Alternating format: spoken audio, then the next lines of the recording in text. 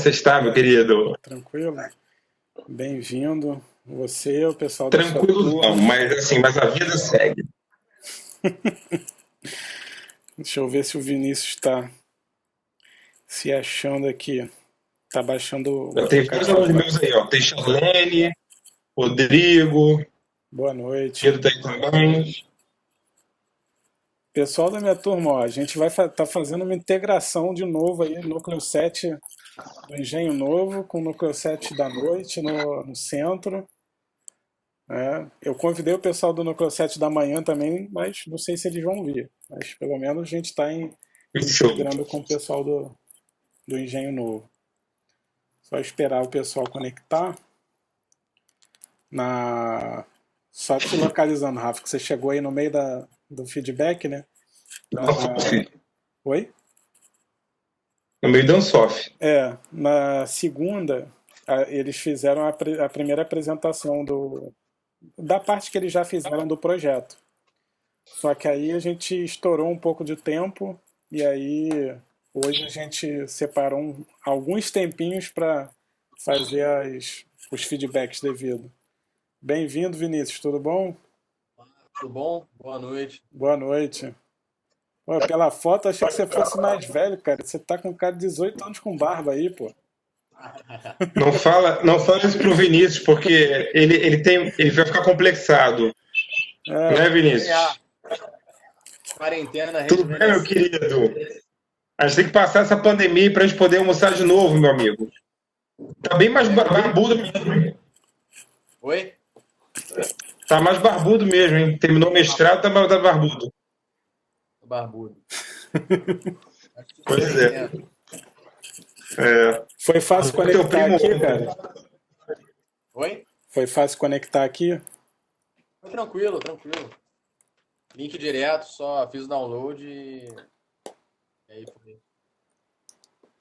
Seu seu primo fã mandou um abraço pra você, Vinícius. Eu falei com ele. Ele disse que não ia poder assistir. É bom que a gente ele é explora a muito fã, família, né? cara? A gente explora a família toda.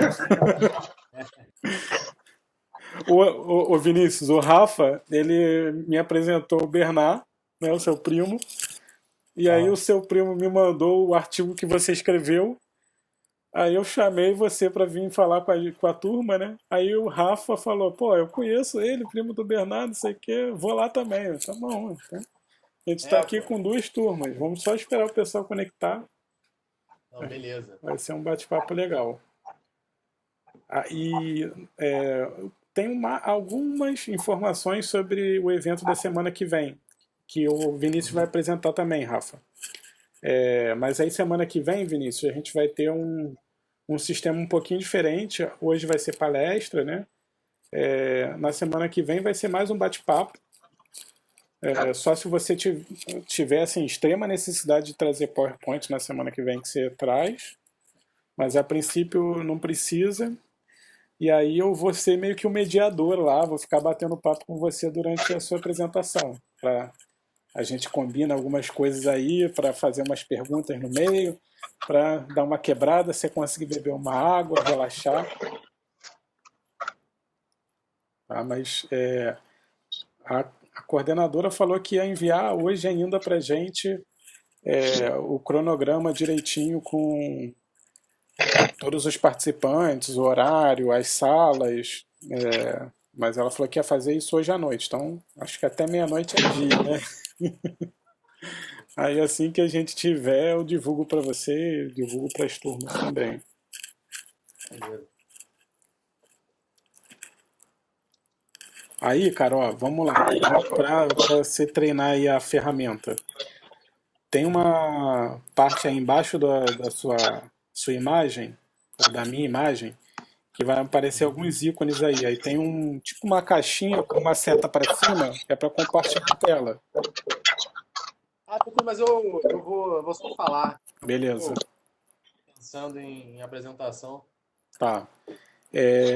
Eles têm a opção de levantar a mão. Se você conseguiu abrir aí a abinha dos participantes, dos nomes dos participantes. Então, eu tô usando pelo celular. Eu não sei se Ah, entendi. para mim a reunião está sendo gravada e sempre que alguém entra, Apita. Lohan que aparece aqui agora. Aham, Acabou de entrar. tá. Se alguém entrar, é que vai Rafa, aparecer aqui. levanta a mão aí para ver se aparece lá pro Vinícius. Ah, só você mesmo, pateta. Pera que eu vou levantar a mão agora. Raise your hands. Apareceu alguma Raise coisa your para hands. você? Raise your hands. Apareceu? Ou só fez barulho? Não. Fez algum barulho ou não? Nem barulho, nem. Tá. Ó, Então eu vou fazer de novo. Deixa eu fazer de novo aqui. Apareceu? eu posso também fazer o seguinte. Eu vou te colocar como apresentador. Bota ele como co-host. Eu acho que não dá porque ele está no celular. Como organizador, não dá pra Change colocar ele? Tem presenter e tem host. Bota host, que ele vai poder fazer tudo. Ele só tem que ter cuidado pra não parar de gravar. É.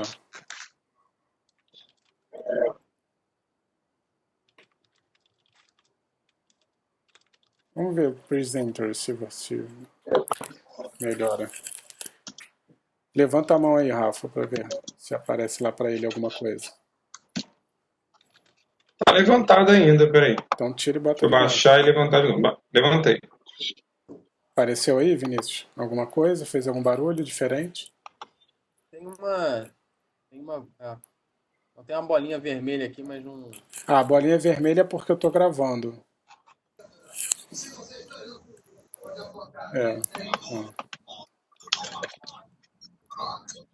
Aparece aqui, na lista de participantes, aparece a mão dele levantada. Ah, então tá. É isso. Tá, de qualquer Eu forma, apareço pra você com a mão levantada? Apareço, Vinícius, pra você com a mão levantada? Aqui com a mão levantada.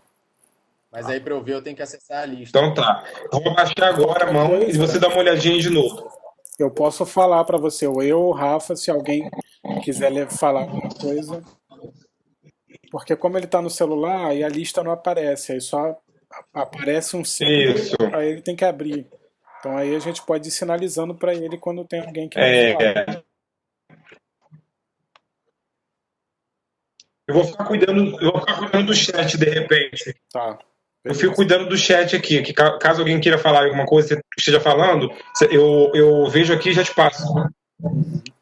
Porque daqui a pouco vai entrar mais gente também, aí senão vai ficar incontrolável. Então, essa questão de quem levantou a mão, quem não levantou, é mais difícil, é mais complicado. Vou ficar aqui no chat, mas eu vou ficar mutado, tá? Com o microfone mutado aqui. Sim. A gente tá com pouca gente ainda, né? Vamos esperar mais um pouquinho. Se alguém. Da minha turma tem uma galera já. Pessoal, se vocês puderem colocar no WhatsApp da turma, tanto da minha turma quanto a do Rafa, coloca lá, pessoal, a gente vai começar pra gente. Da minha turma já tem uma galera já. Sim, da minha tem alguns. Só pra gente não atrasar. Sim.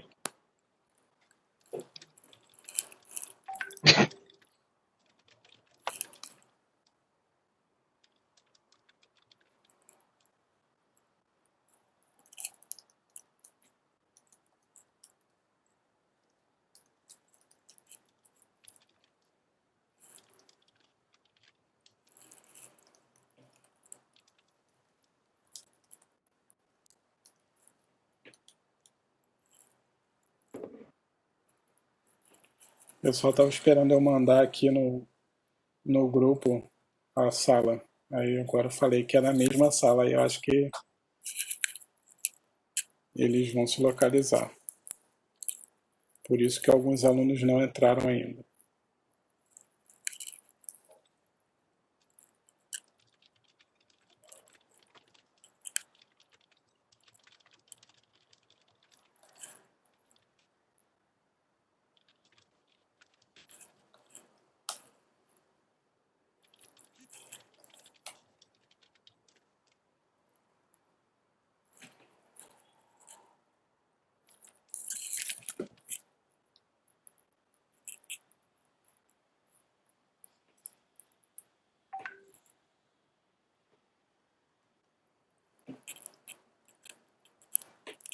Boa noite, Tamires, Roberta.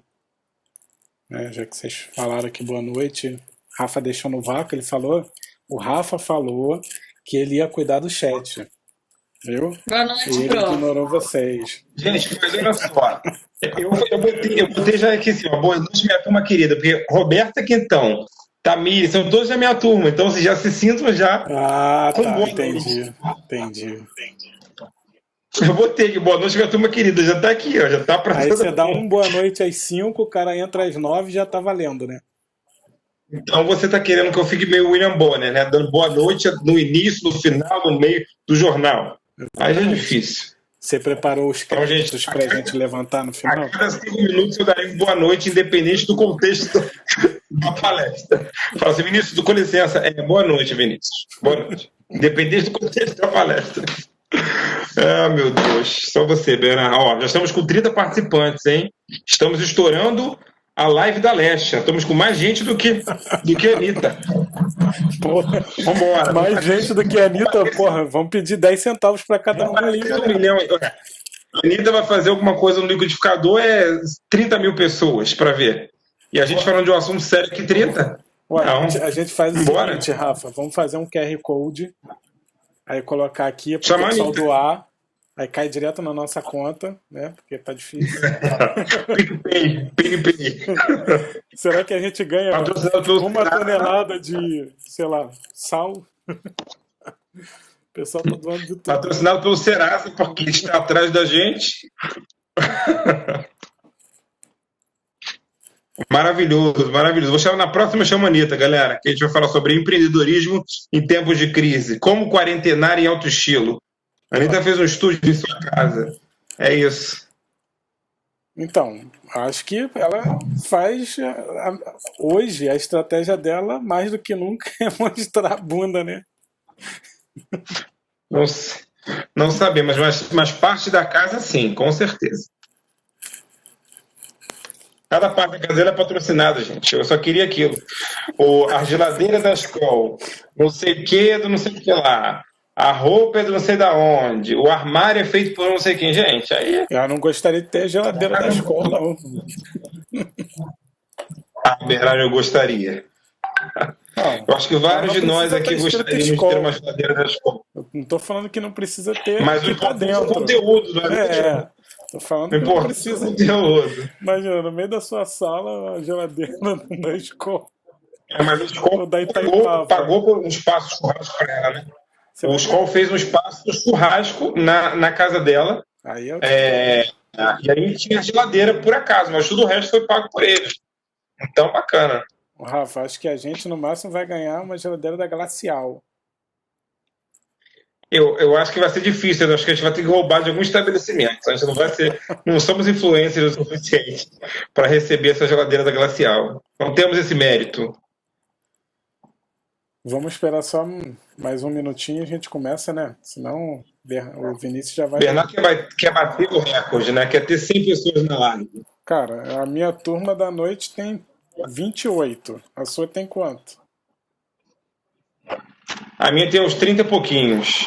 Não sei, Deise quer exatamente quantos alunos tem. Deise e Tamires são as minhas cobradoras oficiais. Se eu esqueço alguma coisa, elas me lembram. Inclusive, estou devendo um negócio para elas desde ontem.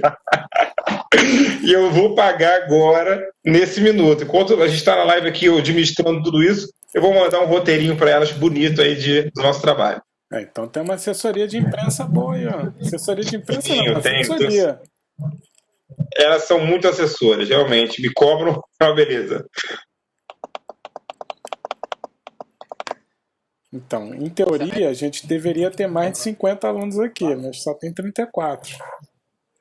O Vinícius está falando alguma coisa. De repente a gente pode começar, e aí os alunos Vinícius vão entrando também ao mesmo tempo, tá. para não atrasar muito É. a palestra, né? Vini, você está confortável aí com as coisas? Acho que consegue compartilhar? Precisa de alguma ajuda? Tá tudo bem? Ah, tudo certo, eu não vou compartilhar a tela nem nada, eu não sabia que tinha esse recurso também. No direito a gente não tem muito esse costume, então vai direto. Tá. Só vou pedir uma coisa para você, se você puder aumentar um pouquinho o som do teu microfone ou do seu computador. De repente colocar o fone, pode ser que a gente consiga ouvir um pouco melhor sua voz. E eu Vocês vou me ficar ouvem mudo melhor aqui, vou agora? mutar. Tá bem melhor. Eu vou mutar o microfone aqui, aí você fica aí com o Bernardo Não, poder também falar aí. eu vou mutar o microfone também, deixar ele só. Aí qualquer coisa a gente abre para falar alguma coisa. Tá bom. Se alguém quiser perguntar alguma coisa, chama aqui no chat, que eu vou passar a pergunta para ele. Em qualquer momento, se tiverem a dúvida, caso ele tenha falado alguma coisa, eu chamo no chat, já passo para ele também. Mas, de qualquer maneira, no final, como qualquer que seja nossas palestras, a gente vai abrir um espaço para poder fazer perguntas. Tá? Mas vocês podem fazer a qualquer momento, só façam aqui no chat, não abram o microfone e falem, porque senão a gente pode perder um pouco do conteúdo, já que a palestra vai ser gravada. Beleza, gente? O microfone mudo, isso daí, mas eu acho que dá para você mutar todo mundo também, Bernardo. Não Só porque eu tirar transferi pro Vinícius. Então eu boto todo mundo É. aqui no mudo. Deixa eu ver se me dão licença. Deixa eu ver como é que eu faço. Olha o Eu poder que acho ele que tá tendo, hein? você clica Olha no aí, seu ó. próprio nome. Pelo menos no computador é assim, eu clico no meu próprio nome e aí tem a opção para mutar todo mundo. Eu vou me mutar aqui antes que façam isso por mim.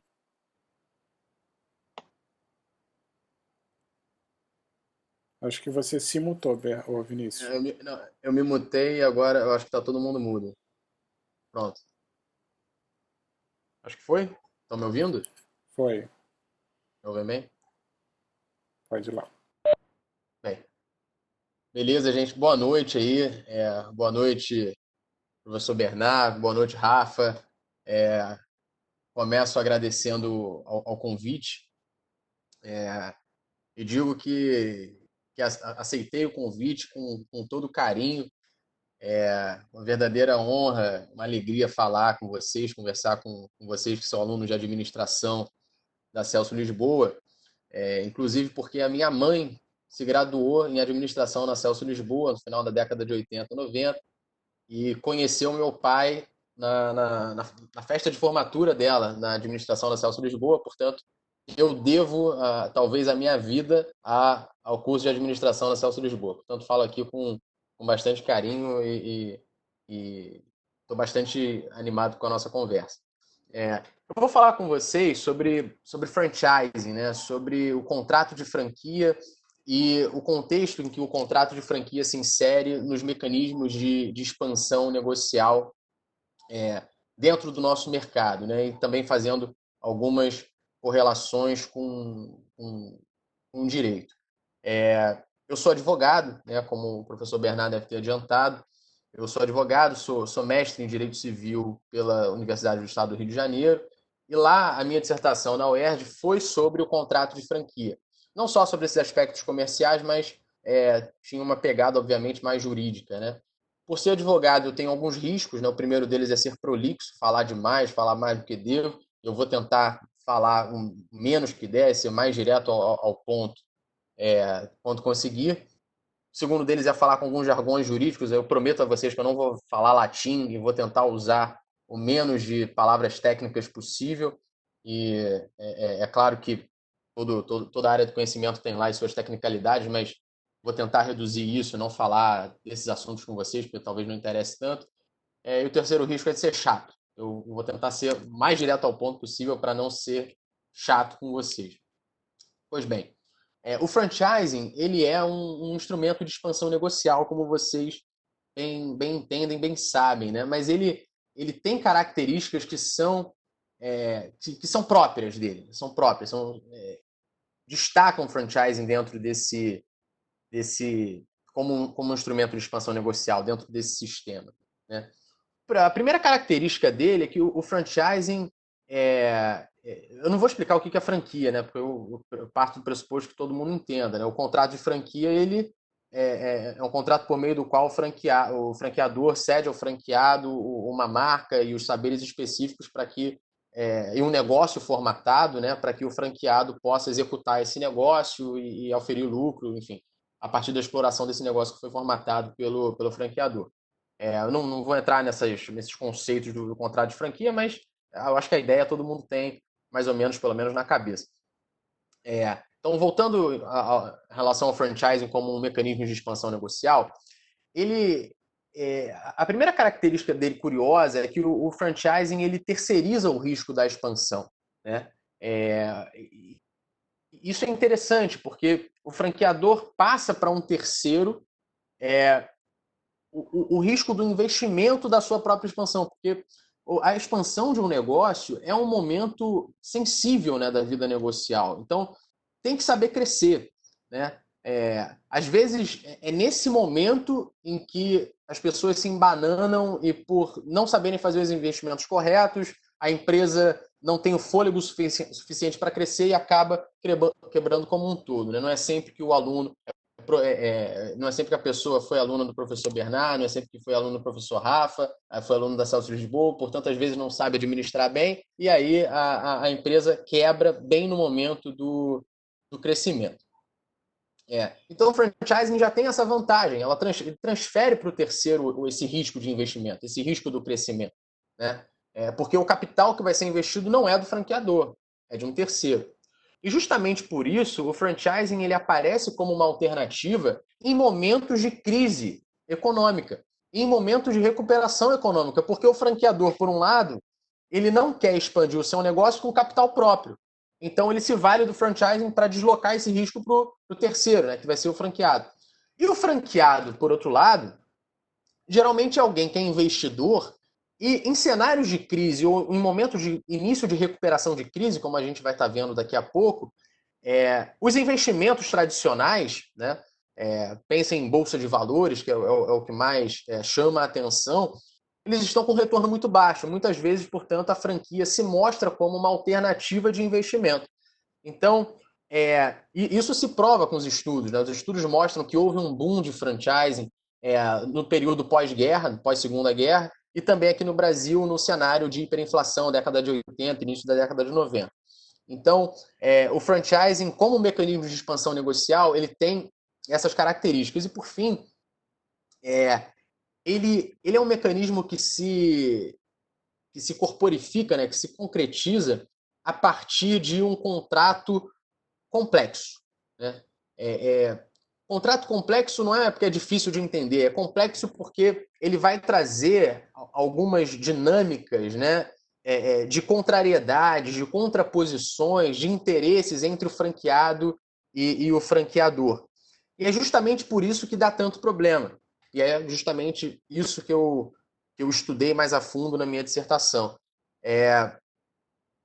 Porque, vejam bem, o contrato de franquia ele estabelece uma relação entre duas partes, o franqueado e o franqueador. Mas, ao mesmo tempo que ele estabelece essa relação bilateral entre franqueado e franqueador, ele também insere no bojo dessa relação uma espécie de relação triangular, que vai contar também com a rede como um todo. Então, a gente vai ter a figura do franqueador, a figura do franqueado, e dentro disso a gente também vai ter a rede, né? Porque não é interessante para mim, enquanto franqueado, se eu sou franqueado de uma rede, que o meu colega franqueado esteja fazendo besteira, esteja praticando outros preços, se o preço for tabelado dentro da franquia, esteja fazendo propagandas indevidas, esteja pensando numa franquia no ramo alimentício, por exemplo, o sujeito altera a receita, está vendendo outros sabores, outras coisas. Então, isso pode prejudicar a rede como um todo, né? Existe um interesse orgânico da rede. Portanto, para o franqueado não é interessante que a unidade do lado quebre, né? Então, essa relação franqueado, franqueador, rede como um todo, é uma relação dinâmica, é uma relação complexa que no plano do direito se colocou a partir de uma discussão da qualificação do contrato de franquia. Quando a gente fala de qualificação jurídica, a gente está perguntando o que é aquela figura para o direito, né? E, inicialmente, houve uma discussão a respeito dessa qualificação. Portanto, se o contrato de franquia seria um contrato de trabalho, se o contrato de franquia seria um contrato de consumo, e se o contrato de franquia seria um contrato de sociedade. Porque, vejam bem, se você pegar a relação entre um franqueado e um franqueador, você vai ver que, assim como a relação que tem um empregado e um empregador, o franqueador também vai estabelecer regras ao franqueado. O franqueador também vai dizer, franqueado, você, em alguns contratos isso está previsto, você vai ter que estar na sua unidade de tal a tal horário. E caso não esteja e houver uma fiscalização, você vai poder ser multado. E, portanto, essa submissão, essa espécie de, não propriamente uma submissão técnica, né, mas essa subordinação jurídica em que está inserido o franqueado, fez com que alguns tentassem trazer, pelo menos, lá no início, quando a gente começou a falar de franquia no Brasil, mais propriamente década de 80, 90, tentassem trazer todas as ideias do direito do trabalho para dentro do cenário do franchising. O que não faz muito sentido, obviamente, isso já foi afastado hoje em dia.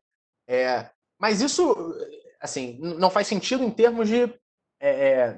o contrato de franquia não é um contrato de trabalho, né? O franqueado que está ali, ele está ali buscando oferir lucro, ele está empreendendo um negócio próprio, né? A sua unidade franqueada. O modelo é do franqueador, mas ele está ali com o seu negócio, investindo o seu próprio capital. Portanto, a atividade dele não é uma atividade que está subordinada e controlada juridicamente, em termos de... vai haver, obviamente, né, diretrizes que vão ter que ser seguidas, mas não é a mesma relação que haverá entre um empregador e um empregado. Mas vocês percebem que a diferença pode ser sutil em alguns detalhes, né, em alguns aspectos. E, portanto, essa discussão aconteceu. O contrato de consumo também, o Código de Defesa do Consumidor também foi muito trazido para discutir os contratos de franquia. Justamente porque o Código de Defesa do Consumidor, ele traz um aspecto de hipossuficiência do consumidor, ou seja, aquele que ele vai contratar sem entender muito bem o que está contratando, e por isso que ele é protegido. Porque dentro de um mercado de consumo você não tem noções técnicas para poder debater aquilo que vai ser ofertado pelo fornecedor de produtos ou serviços. Então, a ideia do Código de Defesa do Consumidor, portanto, é proteger o consumidor justamente porque ele não sabe o que está fazendo. E aí começou-se a tentar aplicar o Código de Defesa do Consumidor também para o franqueado. Porque no cenário brasileiro, na cultura do franchising brasileiro, acontece muito do sujeito recolher uma aposentadoria, pegar uma indenização após uma dispensa, uma dispensa motivada, enfim, que seja, e aí ele compra uma franquia. Ele compra a franquia sem maiores estudos técnicos a respeito do negócio que ele está realizando. E aí você tenta trazer toda essa ideia do Código de Defesa do Consumidor para dentro da relação de franquia. O que é muito perigoso, porque a relação de franquia pressupõe, como disse, uma relação de cooperação para um fim de exploração de capital. Então a gente não está falando propriamente de consumo, né? O sujeito não está comprando a franquia, ele está investindo. Eu vou falar disso daqui a pouco, de que forma esse investimento se coloca no direito, mas ele está investindo, ele não é um consumidor, né? E essa lei nova, que foi promulgada agora, já na quarentena, já estava aqui na casa da minha mãe passando esse período, no dia 25 de março foi promulgada a nova lei de franquia, e a lei se preocupou muito em dizer, olha, o contrato de franquia não é um contrato de trabalho, ele não gera vínculo empregatício entre franqueado e franqueador, e ele também não é um contrato de consumo. E, portanto, você não pode aplicar as regras protetivas do CDC, do Código de Defesa do Consumidor, para essas relações de franquia. Quando eu falo de regra protetiva, talvez vocês já tenham uma ideia disso, o Código de Defesa do Consumidor ele estabelece um regramento, né, uma série de dispositivos que facilitam, né, medidas para, de certa forma, ajudar o consumidor, ou seja, o prazo que ele vai ter para pleitear judicialmente um determinado prejuízo vai ser maior, o ônus da prova vai ser invertido. Isso quer dizer o quê? Que se o consumidor ajuiza uma ação, ele vai no judiciário querendo certa indenização, ele tem que provar um mínimo, né? E a quem vai incumbir provar que não houve o dano é o fornecedor de serviço. É uma série de regras. A revisão do contrato de consumo é uma revisão mais fácil do que a revisão de um contrato de um contrato equilibrado entre pares, né? Um contrato civil, que a gente chama propriamente dito, um contrato empresarial, talvez. Então, assim, a aplicação dessas regras acaba por gerar algum desconforto. É justamente por isso que a lei tentou afastar, mas isso ainda é discutido nos tribunais. Tá? E, por fim, discutiu-se se o contrato de franquia seria um contrato de sociedade. Ou seja, se o franqueado seria um sócio do franqueador. E isso é curioso, porque quem advogava por essa tese dizia, olha, o franqueado, tanto o franqueado quanto o franqueador, tem um interesse comum, que é o sucesso da rede. Lembra que eu falei da relação triangular, né? Rede, franqueado, franqueador. Eles todos têm um interesse orgânico do sucesso dessa rede. E, portanto, eles se parecem, de alguma forma, com sócios, né? Só que a gente tem que tomar cuidado, porque o contrato de franquia, ele não estabelece uma sociedade pura e simples. Né? Não é dizer que existe uma sociedade. O contrato de franquia, ele estabelece, por mais que haja esse interesse em comum, ele estabelece uma relação conflituosa entre franqueado e franqueador. E vejam, quando eu estou dizendo conflituosa, eu não estou querendo dizer que franqueador e franqueado saem no pau o tempo inteiro, não é isso que eu estou dizendo. Eu estou dizendo que é uma relação marcada por interesses antagônicos. Por quê? Porque o franqueado vai querer pagar royalties menores, pagar uma taxa de franquia menor, enquanto o franqueador vai querer, por outro lado, cobrar royalties maiores, cobrar multas por inadimplementos do franqueado. Então, assim, quanto mais o franqueador cobrar acima do franqueado, menos o franqueado lucra com a unidade dele. E vice-versa, né? Do contrário. Quanto menos o franqueador cobrar, mais o franqueador vai poder lucrar e tirar, oferir de vantagem econômica da sua unidade. Portanto, essa relação ela é uma relação, de certa forma, antagônica. E por isso que eu disse que é complexa. Lembra? Eu disse que era uma relação, era um contrato complexo.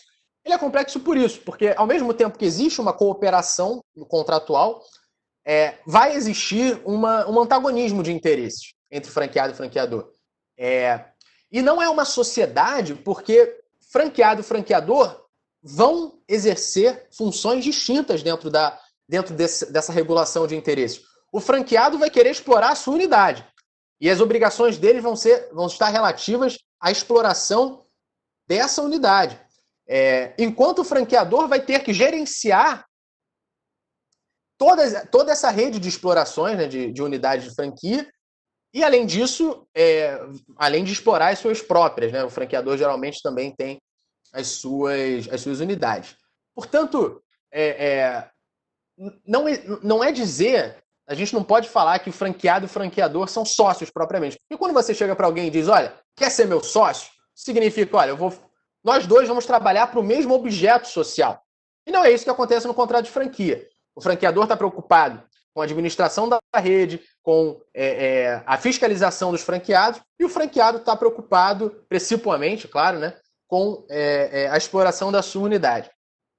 E, portanto, como não é uma atividade em comum, a gente não fala de sociedade. A gente fala de um contrato complexo que visa um interesse orgânico da rede, mas que, ao mesmo tempo, apresenta interesses notadamente antagônicos. Isso é fácil de observar se a gente fizer um paralelo. Felipe Garcia fez uma pergunta aqui. Eu não sei se eu paro para... Você pode ficar à vontade, Vinícius. Ele perguntou qual contrato de franquia é mais comum hoje em dia. Se você quiser responder agora, pode responder no final também. Posso responder. Os mais comuns hoje em dia são franquias no ramo alimentício, franquias no ramo de estética. Então, a gente tem muitos contratos de depilação a laser, redes, né? Redes que trabalham com isso. Redes de depilação. A gente tem contratos de franquia. Eu acho que são os setores que mais exploram franchising. Alimentação e estética. E quando eu digo alimentação, a gente está falando desde grandes cadeias de restaurantes, né, como o Outback, por exemplo.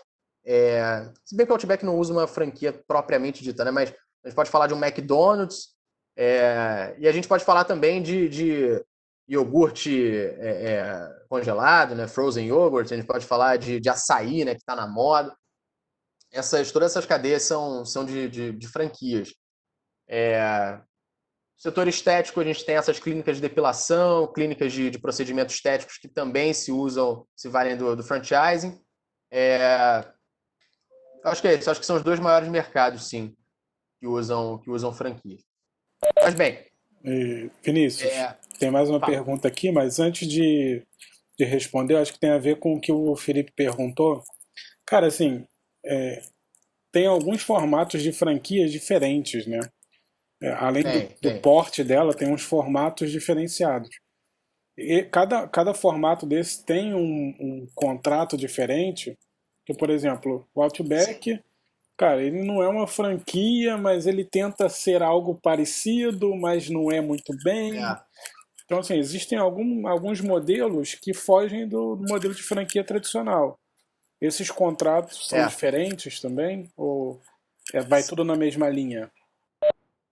Não, eles são diferentes porque eles estabelecem determinações distintas. Então, o case do Outback, eu não estudei o contrato do Outback, porque eu não tive acesso ao contrato. Mas, pelo que eu pude ler, o Outback faz uma espécie de sociedade com o proprietor, né, que ele chama da unidade, e paga esse proprietor uma espécie de contraprestação fixa. Então, ele estabelece uma espécie de salário para o sujeito que explora a unidade, algo que geraria em torno de R$20.000, alguma coisa assim, pelo que eu pude pesquisar. Se alguém de vocês conhecer... Tem um tipo de um prolabore mesmo. É um prolaborezinho que eles pagam. É como se ele fosse sócio, na verdade. É como se ele fosse sócio. Mas não é uma sociedade porque ele não extrai, tecnicamente falando, né, juridicamente falando, porque ele não está extraindo lucro, ele extrai um prolabore que já é pré-determinado. Todos esses contratos de franquia, eles sambam entre um contrato de trabalho, entre um contrato de sociedade empresarial, né? Mas a gente acaba afastando essas características típicas, por assim dizer, desses contratos. Ou seja, você não vai pagar hora extra pro franqueado, entre aspas, do Outback, entendeu? Que seria algo que você teria que pagar a partir de uma relação eminentemente trabalhista. Mas, ao mesmo tempo, você não chama de contrato de franquia porque a contraprestação que é paga, porque a contraprestação que fica que vai ser paga ao franqueador tem característica de royalty, mas não é um percentual do faturamento. E o que o franqueado ganha, por outro lado, é um prolabore fixo, ele não está oferindo lucro da exploração da unidade. Portanto, todos esses contratos sambam ali nessa... como se ele fosse um funcionário premium, digamos assim, né? Um funcionário premium, exatamente. Mas aí é curioso, porque o Outback ele também faz procedimentos típicos do franchising, que é uma seleção do franqueado, entre aspas, muito criteriosa, analisa o perfil da pessoa que está querendo empreender ali. Então, assim, tudo se aproxima, mas no direito empresarial, direito civil no geral, vale muito o que está acordado entre as partes. É o famoso combinado não sai caro. Né? Então, se você está tratando de duas partes empresárias que estão ali com escopo de lucro, que estão querendo empreender, que não estão celebrando aquele contrato por uma necessidade de sobrevivência, né? Entre aspas, sobrevivência, você trata esses contratos com um deferimento, ou seja, uma deferência maior ao que foi acordado ali. Então, o sujeito aceitou aquilo, independente de ser de franquia, independente de ser de trabalho, aquele formato daquele contrato específico. Aí vai valer aquele contrato específico, por quê? Até porque a lei de franquias, que é a 13966, que foi recentemente promulgada, como eu disse, é uma lei que não trata muito do contrato de franquia em si. Se você pegar a lei de locações, por exemplo, você vai ver, o artigo 4º diz que o limite do aluguel, o limite da multa vai ser tanto, caso o locatário queira largar o apartamento, que o locador só vai poder rescindir o contrato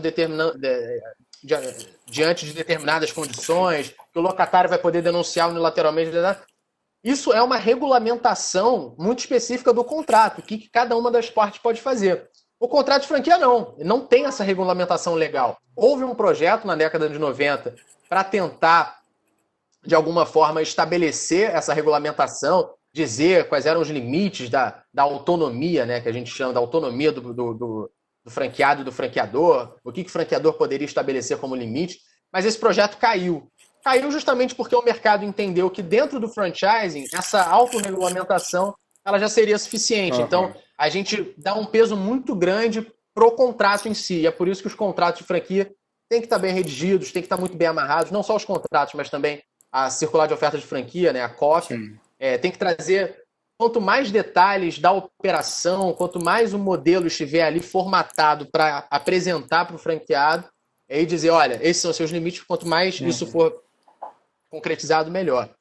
Bem, isso tudo para dizer que o contrato de franquia... Fala. Teve mais uma pergunta aqui do Cauã. Ele perguntou se tem algum impedimento legal para o franqueado se tornar sócio. Impedimento legal nenhum. Mas aí o franqueado ele tem que ser chamado para ser sócio pelo franqueador. Aí ele já não está mais exercendo a atividade de franqueado. Ele está atuando como sócio do franqueador, então ele se torna o franqueador também. Existe uma previsão, não legal, mas isso é feito, da Master Franquia, né? Que é uma possibilidade que o franqueador tem de ofertar aos franqueados dele que eles sejam Master franqueados, ou seja, eles são um franqueado plus. O que eles podem fazer com isso? Eles podem subfranquear franquias. Isso geralmente é feito como uma estratégia de expansão em territórios mais abrangentes. Então, a doutrina é a literatura jurídica, né? A literatura jurídica trata disso em cenários internacionais, que é mais comum, mas no Brasil, isso também acaba sendo bastante usual, porque o Brasil é um território muito extenso. Então, como o franqueador às vezes não tem fôlego para fazer fiscalização por todo o território brasileiro, ele coloca master franqueados para fazer esse trabalho por ele. Então, não é que o master franqueado seja sócio do franqueador, veja bem, juridicamente falando, ele não é sócio do franqueador, mas ele ganha poderes, alguns poderes, é claro, não são todos, né? Ele não é o franqueador, mas ele ganha alguns poderes de franqueador, como vender franquias e tudo mais. Então, existe essa possibilidade sim, né? Não da sociedade em si, mas da Master Franquia, e a sociedade ela vem com um convite, né? Se o franqueador gostar muito do franqueado, pode se tornar sócio. E isso acontece, tem casos do Shiba, do franqueador do China Box, que tem alguns sócios que eram inicialmente franqueados dele. Pelo que eu vi em entrevistas, né? Também nunca li nada específico sobre isso, juridicamente, né? Técnico falando. Nunca vi o contrato social da China Box. Pois bem, só para finalizar esse raciocínio, então a franquia tem essa característica, né, complexa, dinâmica e um pouco duplas. Por essas características, a gente extrai o seguinte, isso é importante, é dizer, primeiro, que o franqueado, e talvez isso sou estranho um pouco para vocês, mas o franqueado ele não é um investidor. Não é um investidor puro e simples. O que eu estou querendo dizer com isso? Não é o sujeito que vai colocar um dinheiro no lugar e esperar que o dinheiro renda, que a unidade dê lucro para que ele possa extrair esse lucro. Não é. E a gente tem no Brasil um pouco uma cultura de tratar a franquia como um investimento, ou seja, o sujeito... Já aconteceu, né? Casos de pessoa que dá uma franquia para a filha. Minha filha ela não está trabalhando, está muito em casa, já eu comprei uma franquia aqui, eu estou dando para ela. Eu não estou dizendo que vá dar errado, mas enxergar uma franquia assim gera o risco de não funcionar depois, porque a franquia, como eu disse, ele não é um puro investimento, é um contrato. Então, o sujeito tem obrigações perante o franqueador, né? Eles são multados, caso eles... Muitas vezes, né, os contratos podem estabelecer multas, caso eles não cumpram essas obrigações. E, portanto, o franqueado, talvez também soe um pouco estranho, o franqueado não é um empreendedor, em termos puros e simples. Ou seja, ele não é o sujeito que ele vai botar a mão dele na massa para colocar a marca dele no mundo e fazer do jeito que ele gosta, fazer do jeito que ele quer. Não, ele está ali para executar um modelo de negócio que já foi pré-moldado para ele. E se ele pular uma linha que seja desse modelo de negócio, ele pode vir a ser punido. Então, assim, é necessário entender que o franqueado ele não vai, comprei a franquia do McDonald's, agora eu vou botar roxo e verde porque eu acho mais bonito. Tá? Não pode. Existem determinações técnicas muito, muito específicas para tudo. Para tudo. A forma como você vai expor o mostruário, forma como você vai cozinhar o alimento, se for uma franquia desse ramo, forma como você vai atender o cliente. Né? Não é à toa que você vai num lugar, obviamente, algumas redes se preocupam mais com isso, outras se preocupam menos, mas tudo isso é formatado. É formatado justamente para o cliente se sentir em uma unidade, assim como ele se sentiria em qualquer outra. Né? Então, o franqueado, portanto, ele não é um empreendedor puro e simples. Né? Não é aquela figura do empreendedor que a gente conhece. Portanto, uma outra coisa da cultura do franchising brasileira que a gente vê muito, e a gente tem que tomar cuidado em relação a isso, é o sujeito que ganha uma aposentadoria. Eu já falei disso, o cara ganha uma aposentadoria e investe numa franquia, achando que vai estar ali, vai, né, receber os lucros depois. E não é bem assim. Ele tem uma série de obrigações que deve cumprir. A maior questão judicial que tem a respeito de franquia diz respeito justamente a essa dualidade, porque o franqueado, ele é um investidor, ele é um empresário, ele está querendo tirar o lucro dele dali, e ele tem um contrato com o franqueador, mas esse contrato, veja bem, ele não garante o lucro do franqueado, entendeu? E geralmente isso está muito bem colocado, né, nas circulares de oferta de franquia. Tá? O franqueador sempre tem esse cuidado de dizer, olha, eu não estou garantindo o seu lucro, eu não garanto o sucesso da sua empresa. Então, muitas vezes o que acontece é o sujeito investe numa franquia, viu que não deu muito certo, vai para o judiciário querendo ser reembolsado de tudo que investiu, de tudo que pagou. Então, por essa razão, isso gera muito problema.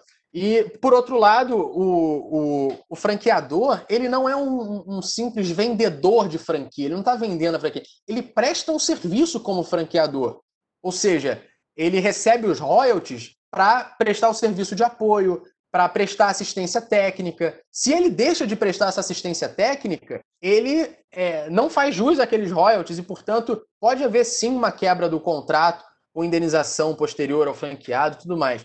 É justamente nesse equilíbrio que a gente vê as discussões acontecendo, porque, de um lado, o franqueador não é uma babá do franqueado. Né? Às vezes a gente vê um franqueado que quer que o franqueador seja a babá, que diga exatamente como é que ele tem que alocar os investimentos dele. E, por outro lado, o franqueado não é um hipossuficiente, coitado, né, que vai estar ali para ser amassacado pelo franqueador.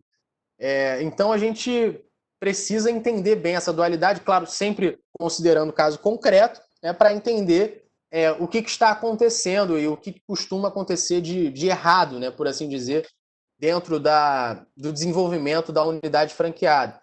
Tem casos, assim, vocês vão achar até engraçado, casos de franquia de cursos de idiomas em que a pessoa instala no segundo andar um salão de beleza. Dentro da franquia, tem a sala de aula e do lado tem um salão de beleza com manicure e tudo mais. Não pode, né? E aí o franqueador vai ver isso depois, aí, o que esse cara está fazendo? Ele tenta rescindir o contrato, o franqueado diz que não.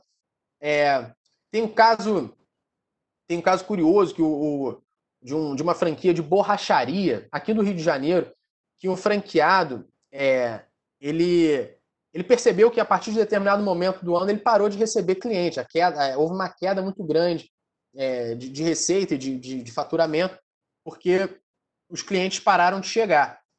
E o principal meio de divulgação, não de divulgação, mas de alocação de clientes, era um call center que era regulamentado pelo franqueador. Regulamentado, que eu digo, era gerido pelo franqueador. Então, ele começou a ligar para o call center e ele percebeu que o franqueador estava indicando a sua própria unidade em vez de indicar a unidade franqueada. Ainda que os clientes residissem mais perto, mais próximo à unidade do franqueado. Então, assim, aí nesse caso você vai para o tribunal e diz, olha, ele gravou, né, ele fez algumas ligações consecutivas, gravou essas diretrizes que eram dadas pelo franqueador, foi para o tribunal dizendo, olha, cadê a boa-fé aqui? Então eu vou rescindir esse contrato porque o meu próprio franqueador está me sabotando de alguma forma. Então, é uma relação complicada. E eu falei disso tudo para tratar do tema, né, não o tema central, mas a nossa ponta do iceberg, que é o que a gente está discutindo agora, que é os efeitos da Covid-19 dentro dessa relação, que é muito complexa, que é dinâmica, que não tem muito certo e errado, a gente tem que olhar o caso concreto, não tem jeito. No direito isso isso é muito comum, né? Às vezes a gente tem uma ideia do direito como um grande manual de certo e errado, pode, não pode, pode, não pode, pode, não pode. E não é isso. O direito ele vai estabelecer alguns padrões, mas não dá para analisar juridicamente uma questão sem olhar para cada caso, né? Então, eu me arrisquei, eu escrevi um pequeno artigo no Migalhas a respeito dos efeitos da Covid. Vinícius, Nesses contratos. Fala. antes de você entrar falando especificamente da Covid, tem umas perguntas aqui. Pode falar. Calma aí. A Tamires perguntou, aí até a gente respondeu aqui, mas você confirma. O que o franqueado pode fazer na sua loja? Ele tem que andar de acordo com o contrato, ok. Mas ele não tem nenhuma autonomia de fazer absolutamente nada? Então, como eu estava dizendo, depende do contrato. Tem contrato que vai estabelecer limites muito rígidos para o franqueado.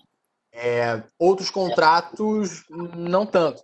Existe também um problema cultural no Brasil a respeito, agora não do franqueado, mas dos franqueadores, de fazerem franquias a jato. Assim, o sujeito implementa um negócio, em 2 meses ele já formata o negócio e vende franquia. E às vezes essa formatação ela fica muito, muito limitada, porque para você conhecer os procedimentos de um negócio, você tem que saber bem os problemas que ele gera, né? Então, para você estabelecer quais são as regras que o franqueado vai ter que seguir, você precisa de um tempo de experiência maior. Legalmente, não existe uma vedação para que você inicie uma franquia com menos de 5 meses, 2 meses, 3 meses, não existe essa limitação legal.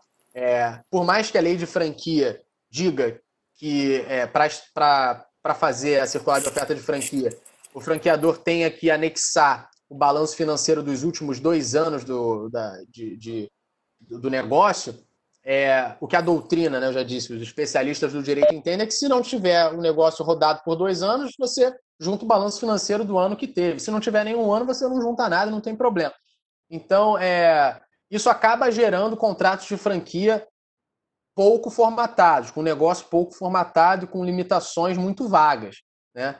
É claro que isso tem que ser conversado diariamente, aquilo que é trocado por e-mail pode ser usado como prova, ou seja, se o franqueador estabelece uma diretriz que não ficou muito clara no contrato, depois, né, da celebração do contrato, claro que não pode contrariar o contrato, porque o contrato tem um valor maior, salvo se você fizer um aditivo depois, mas se por e-mail, o franqueador ele pode estabelecer algumas diretrizes, concretizar mais aquilo que o contrato prevê, isso é possível, mas não dá para a gente fugir do contrato, né? Não dá para a gente fugir do contrato.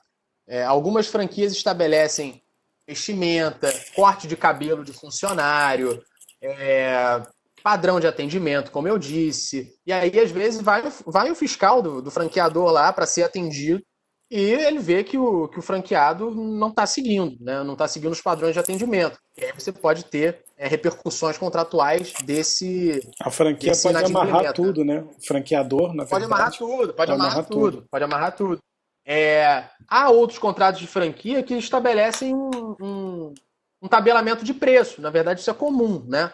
E aí você não vai poder vender o mesmo serviço numa unidade diferente por um preço distinto, a não ser que isso esteja previsto dentro do contrato. Vai variar, vai variar. Mas o que eu estou dizendo é que tem um espectro desde a regulamentação do preço até a regulamentação da vestimenta dos funcionários e corte de cabelo.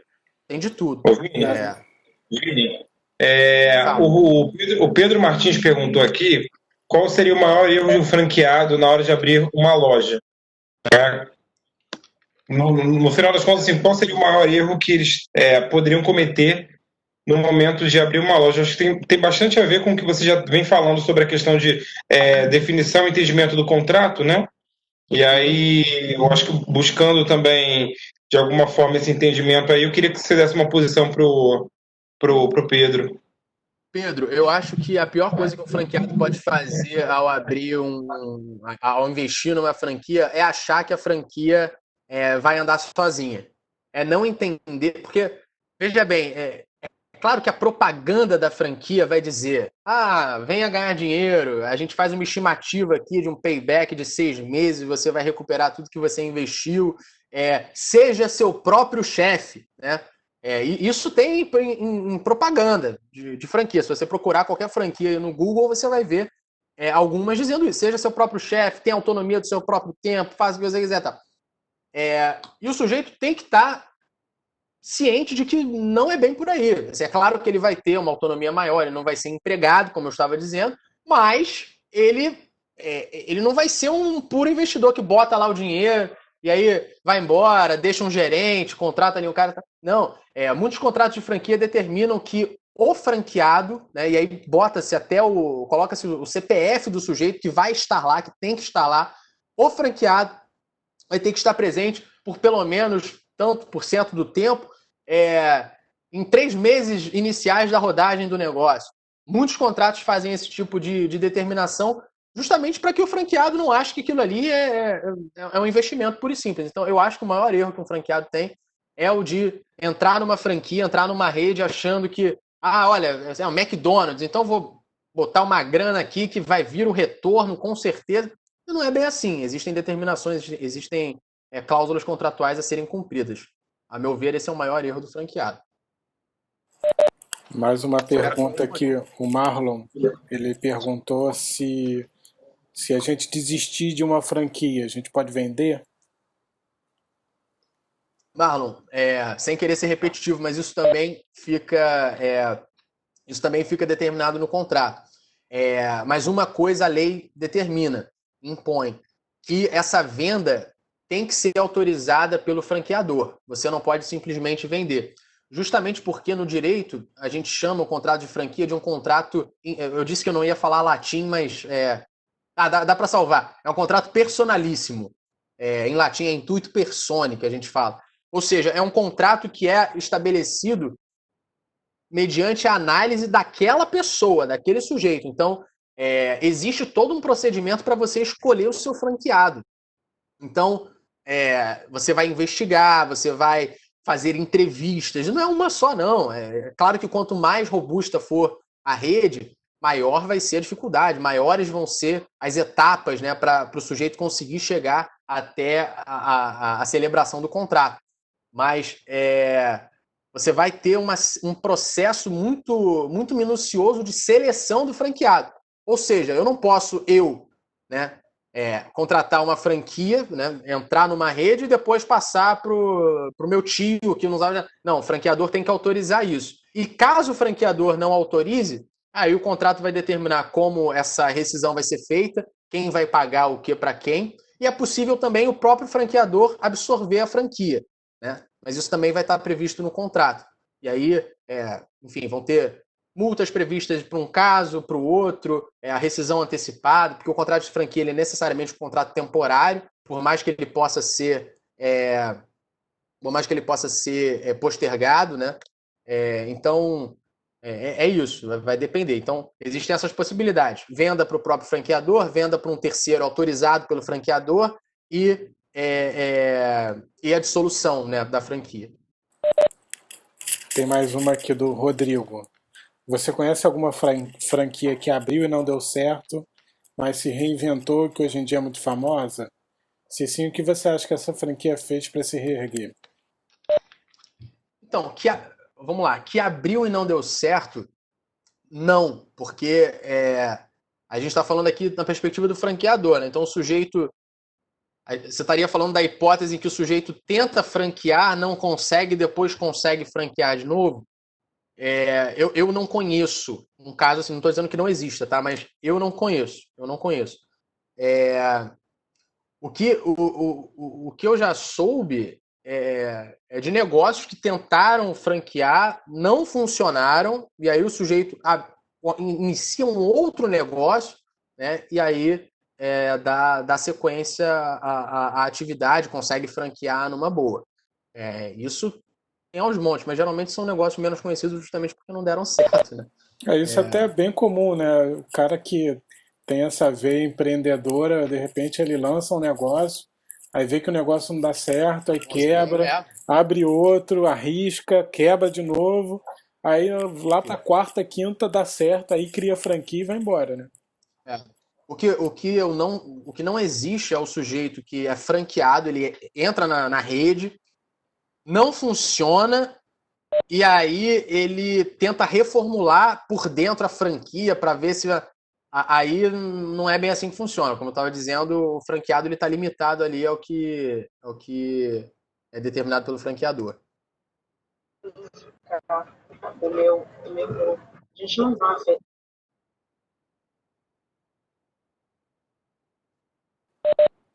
Acho que por enquanto é só. Se você quiser Beleza. seguir para a pandemia Então, que você estava falando.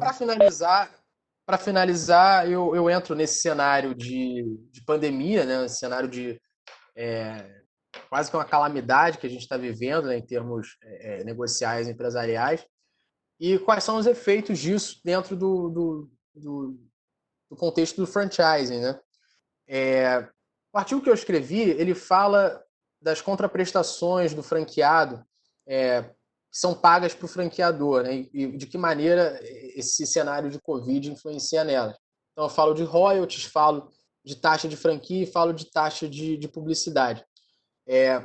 Mas retomando um pouco o que eu dizia, a gente não pode dar uma resposta pura e simples sem olhar cada caso, porque a Covid ela vai interferir em cada contrato de maneira distinta. Então é diferente você pensar, o exemplo deixa muito claro, você pensar uma franquia de supermercados, por exemplo, e uma franquia de academias de ginástica. Tudo bem que agora o governo federal está tentando implementar a reabertura de academias de ginástica. Mas, enquanto elas não estão abertas, a gente pode pensar que a pandemia ela interfere muito mais na segunda atividade do que na primeira, né? Pelo contrário, eu acho que ela até fomenta um pouco as compras no supermercado. Franquia de restaurante, no ramo alimentício, alguns restaurantes estão fazendo de forma muito bem sucedida entregas, né? Outros fazendo delivery, outros não estão conseguindo. Recentemente eu li uma reportagem a respeito da Parmê, né? Que a rede está sofrendo um baque muito grande com a Covid, com a situação da pandemia, e, portanto, vai fechar algumas unidades. Então, assim, tem que olhar cada caso, não tem jeito. Em relação à taxa de franquia, o que eu disse no artigo? E continuo pensando assim, a taxa de franquia é algo que o franqueado paga inicialmente pela transferência do know-how pelo franqueador, né? Pela entrega de um modelo de negócio, né? E o negócio ele vem existem manuais, o sujeito faz um manual, são manuais grandes, robustos, complexos, tudo que vai ser desenvolvido ali. E aí ele recebe esse manual, ele pode continuar recebendo a contraprestação dessa taxa que ele paga, né? Se ele já pagou o valor e o franqueador já entregou o manual, já está fazendo os ajustes iniciais para começar a fazer a implementação do negócio, eu não vejo razão para a gente falar de algum abatimento ou revisão, pelo menos não nesse aspecto da contraprestação, né? Uma revisão dessa parcela. É claro que se o sujeito ainda não pagou e ele percebe que o contrato, a franquia não vai ser implementada no tempo que tinha sido previsto, né? Pensemos uma loja num shopping center que estão fechados, né? o sujeito não vai conseguir implementar isso agora em junho, que era o planejamento inicial, só vai conseguir abrir, sabe-se lá quando, em outubro. Só a título de exemplo, tá? E, portanto, ele tenta renegociar essa parcela. E aí a gente pode pensar em algumas formas. A gente pode pensar num parcelamento, a gente pode pensar, ainda que se mantenha um pagamento à vista dessa taxa de franquia, a gente pode pensar numa prorrogação do prazo contratual. Como eu disse, os contratos de franquia eles têm um prazo. Você não é franqueado para sempre, né? Por mais que você possa renovar o contrato. Mas você pode pensar que o contrato, em vez de terminar em março, né, como terminaria agora, vai terminar daqui a 5 anos, em junho, né, ou em outubro, enfim. São formas de tentar equilibrar essas relações. Os royalties, se eles são pagos em percentual, é natural que, como o faturamento é reduzido, a contraprestação que é paga ao franqueador vai ser menor, né? Vai se reduzir também, por consequência matemática. Mas a gente pode pensar, dependendo do caso, em uma redução também do percentual de royalties, já que os royalties foram pensados para um momento em que a situação estivesse no natural das coisas, né? E não mais como está acontecendo. A taxa de publicidade, a gente tem que pensar como está sendo carregada a publicidade da rede. Então, se houve um investimento em marketing, se o franqueador está fazendo, ainda exercendo essa contraprestação, é claro que não é porque a gente está num cenário pandêmico que as marcas vão morrer, né, digamos assim, no cenário do marketing nacional, não há por que fazer essa redução, né? Esse raciocínio que eu estou colocando para vocês é um raciocínio de contraprestação, né? Ou seja, o sujeito vai ter o direito o franqueador, vai ter o direito de continuar recebendo aquele valor enquanto e na medida que ele estiver ainda prestando as contraprestações. Os royalties, eles não são apenas uma remuneração pela cessão do uso da marca. Eles também são uma remuneração ao franqueador pela assistência técnica que tem que ser fornecida. Se o franqueador não está exercendo assistência técnica porque a unidade está fechada e, portanto, o franqueado não se beneficia disso, não tem por que também ele continuar pagando aqueles montantes de royalties, pelo menos não no percentual que ele vinha pagando. Mas isso tudo são ideias, são proposições de argumentos jurídicos, né? Não, como eu disse, não existe uma resposta ainda, porque esses problemas ainda não foram enfrentados, né, pelos tribunais. Isso vai tudo sendo, de certa forma, ajustado e ajeitado. E, por fim, eu queria dizer a vocês que não dá, nesse cenário de pandemia, não dá para a gente achar que as coisas vão continuar do jeito que estão. Em termos negociais mesmo, assim, tanto do lado do franqueador quanto do lado do franqueado. Haverá impactos dentro dessas relações. E é por isso que eu fiz questão de trazer para vocês essas ideias da complexidade, da dinamicidade do franchise. O franqueado, ele também se preocupa com a rede. Ele não quer que a rede quebre como um todo, né? Ele não quer que fechem várias lojas, porque um efeito muito claro disso que a gente percebe como consumidor é o famoso, pega mal, né? A gente vê que começa a fechar um bando de lojas, você pensa, tá mal das pernas. Isso é ruim para a rede como um todo, né? Então, existe uma saída jurídica que é a saída da renegociação. E quando eu falo de renegociar, a gente tem que entender que os dois lados vão perder alguma coisa. Negociar pressupõe isso, porque senão é imposição, né? Então, se eu ganho hoje em dia 100 e vou para a mesa de negócio querendo ganhar os mesmos 100, eu não estou negociando, eu estou querendo impor as minhas condições. E essa imposição de condições acaba estancando o contrato, né? E não surgem soluções daí. E também você não pode chegar numa mesa de negociação querendo que algo que você imaginou como solução seja também colocado. Então, você até admite, olha, hoje em dia eu ganho 100, com esse cenário eu vou ganhar 90. E aí você chega na mesa e fala, agora eu quero 90. O sujeito vai dizer para você, não, peraí, 90 não dá para mim. Não, eu quero 90.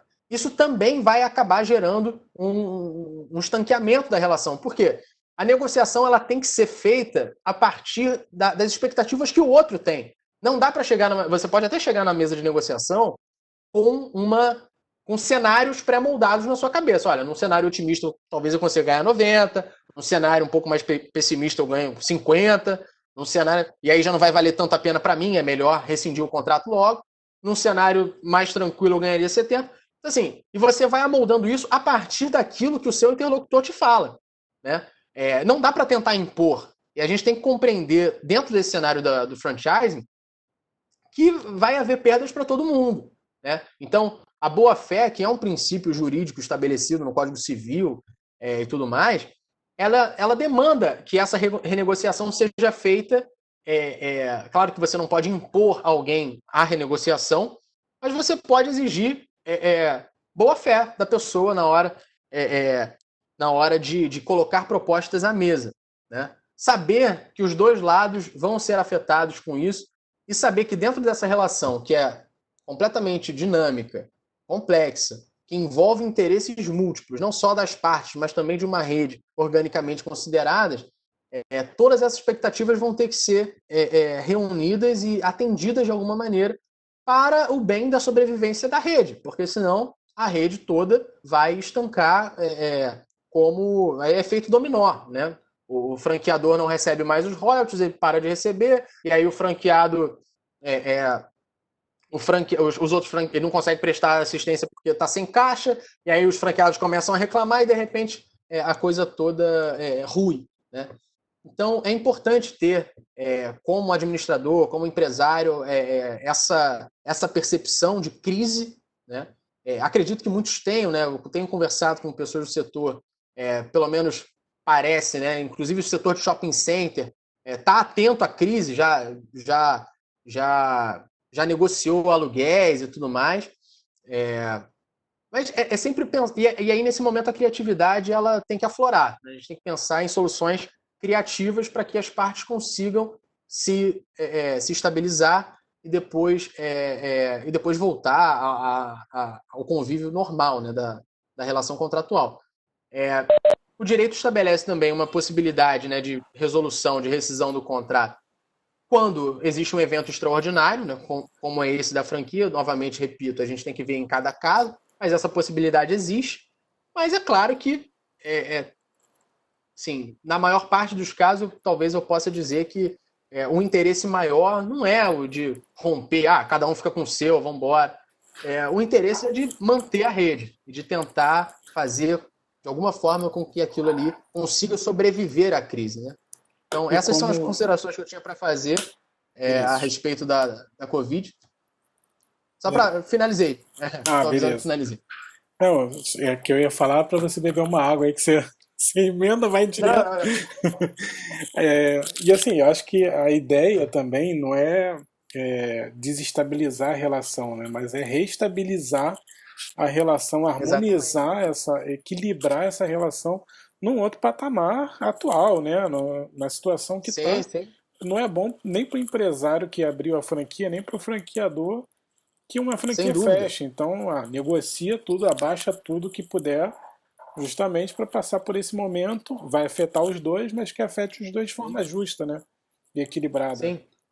Claro que vai haver fatores externos, né? Não é só a relação deles que conta. Vai ter um fornecedor que não vai querer abaixar o preço e aí vai ficar todo mundo amarrado. Isso até foi a pergunta aqui da Mariana. Ela perguntou, com esses efeitos da pandemia, como que isso tem impactado nos contratos que os fornecedores têm com as redes de franquia? Que é justamente o elo fraco aí, de repente, né? Em algumas situações. Não, Mariana, esse é o ponto sensível, né? Esse é o ponto sensível. Eu tenho alguns clientes que vieram conversar comigo. É claro que não existem ainda medidas judiciais, ainda não existem contendas, né, a respeito desses efeitos, porque está tudo muito recente. E eu acho que no início as pessoas ainda estavam esperando um cenário mais otimista, né, de uma pandemia que vai dar 1 mês ali, 2 meses. Agora já se está vendo que a coisa está crescendo para além desse tempo imaginado inicialmente. Então, o que eles vêm falar comigo olha, a minha operação parou. eu consegui negociar com o franqueador. Mas eu já tinha feito uma compra, né, de... Às vezes é insumo, é matéria-prima, enfim. Bom, eu não gosto de dar exemplo da vida real para não identificar ninguém, mas farinha para uma padaria, né? Eu já comprei farinha para o ano inteiro, já coloquei para ele um calendário, ele está querendo me entregar no calendário porque não está querendo acumular farinha dentro do estoque dele, ele precisa escoar aquilo. O que eu faço? É claro que não tendo solução, o direito prevê essa possibilidade, solução que eu digo amistosa, negocial, né? O direito prevê uma possibilidade de rescisões de contrato, pelo que a gente chama de falta de interesse do credor. O cara não tem mais interesse em receber aquilo, então eu quero... A situação mudou. A finalidade econômica do meu contrato com você mudou, fornecedor. Ou você se adequa ao novo mundo, ou então eu vou ter que romper. E aí, o que tem acontecido? Alguns fornecedores pularam fora, tiveram os contratos cancelados, mas a relação de franquia está lá. O contrato de franquia está lá. Conseguiu se negociar numa boa, mantém a relação, porque o franqueado e o franqueador, justamente por esse caráter íntimo, né, que eles têm na atividade deles, e de cooperação também, eles conseguem conversar melhor. E aí o fornecedor vai embora. Agora a gente vai ter que descobrir como é que vai ser essa negociação pós-pandemia, né? O que vai se conseguir fazer com esses fornecedores que caíram fora ou que ficaram sem receber, quais vão ser os efeitos disso. Novamente, é uma questão complexa, é um efeito dominó, e a gente tem que tentar amarrar as pontas no máximo possível, né? Para tentar controlar isso.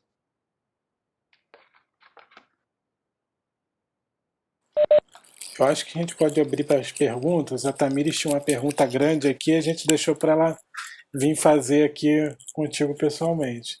Então, Tamires, se puder, abre o áudio aí e fala com o Vinícius, faz sua pergunta aí, que eu acho que é mais fácil. Tá. Oi, Vinícius, tudo bem? Tudo bom, Tamires? Tudo bem. Só voltando um pouquinho lá atrás, você tinha falado a respeito de uma cláusula que fala assim, não tem lucro garantido, né? Uhum. O que acontece? Eu entendo que existe todo um trabalho da parte do franqueado para poder o negócio ter sucesso. Sim. Mas também não existe aqueles valores que são pagos em contrato para que tenha a parte de comunicação, de marketing.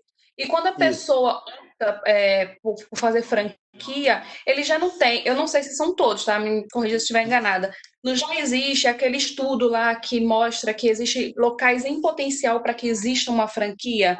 Assim, eu não entendi o porquê. Por que existiria uma cláusula de insucesso, né, de não ter lucro ali, se a gente está optando por uma franquia que, obviamente, eu não acredito que muita gente opte por franquias pequenas, né? A semana passada a gente teve também uma palestra e o palestrante falou sobre aquelas franquias de modinha, tipo paletinha mexicana, essas coisas que são assim, uma coisa que a gente não sabe se realmente vai dar certo no Brasil. Mas e aquelas que já são consolidadas? Por que existiria esse tipo de coisa?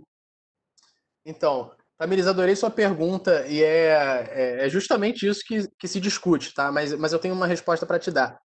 Você falou de franquias pequenas, mas até essas aí nem são categorizadas como micro franquias, mas até essas franquias de paletas são uma nota, assim, um investimento que passa de centenas de milhares de reais, às vezes um quiosque, né? Então, às vezes a gente fala de franquia pequena, mas são investimentos bastante robustos. O que acontece? Existe sim essa análise preliminar de viabilidade do negócio, tá? E é isso que o franqueador coloca para o franqueado quando vai mostrar a circular de oferta de franquia. Olha, a gente tem essas estimativas, essas previsões, essas possibilidades, tá? E é claro que a gente, como comportamento natural da vida, se você quer vender alguma coisa, você vai ressaltar os aspectos positivos, né? Você jamais vai dizer que esse produto é muito bem consumido nessa região, mas existe um grupinho que está fazendo protesto, que está crescendo. O grupo vegano, digamos que a gente está falando de, sei lá, franquia que vende chocolate, enfim, e aí, olha, vai entrar no interior de uma cidade sei lá, do Rio Grande do Sul. E aí o franqueador vai dizer, olha, aqui no Rio Grande do Sul a gente tem um potencial muito grande, porque na cidade aqui do lado vendeu-se tanto e o sucesso foi esse. Inclusive o franqueador ele é obrigado a fornecer os dados dos outros franqueados, justamente para que o franqueado, o candidato, né, ligue e pergunte, olha aí, tá gostando? O suporte está bom? As vendas estão boas e tal? Só que o que acontece? E aí o franqueador não vai dizer que dentro daquela cidadezinha específica tem um grupo vegano que está começando a fazer passeata e não está querendo mais o consumo de chocolate, porque leva leite da vaca que explora e tal. Isso não é ilícito, né? Não é ilícito. Ele pode fazer a propaganda dele ressaltando aquilo que é de bom. Não tem problema nenhum. Cabe ao franqueado, e é por isso que é necessário ter, juntamente com o franqueado, um consultor, um advogado especializado nesse tema, que dê suporte para ele nesses aspectos técnicos, alguém que vá ler aquilo ali e dizer, olha, o sujeito aqui está prevendo um payback de 6 meses. Né? Em 6 meses você vai receber o seu investimento todo de volta. Mas se eu considerar um cenário pessimista, eu não recebo isso em 6 meses nem por um caramba. Então, você já começa a olhar com uma técnica maior, um apuramento maior, e sabe que aquilo ali não vai acontecer. O que o franqueador faz no contrato? Não é que ele diga, não é uma cláusula de insucesso propriamente dita, como você colocou, né? Olha, você pode ou não pode ter sucesso. Então. O que o franqueado diz é que tudo aquilo ali que ele está apresentando como estudo de viabilidade do negócio é estimativa. É estimativa. Ou seja, você vai gastar 150... Eu vou contar um caso que é interessante. Você vai gastar, sei lá, 150 mil para implementar a loja, né? A loja vai sair por isso. Você vai gastar tanto para fazer a propaganda, você vai gastar tanto para fazer... Isso tudo em estimativa. Aconteceu um caso muito curioso aqui no interior do Rio, em que o sujeito comprou uma franquia, era uma franquia do ramo alimentício, de entrega de delivery de comida, de quentinha, né?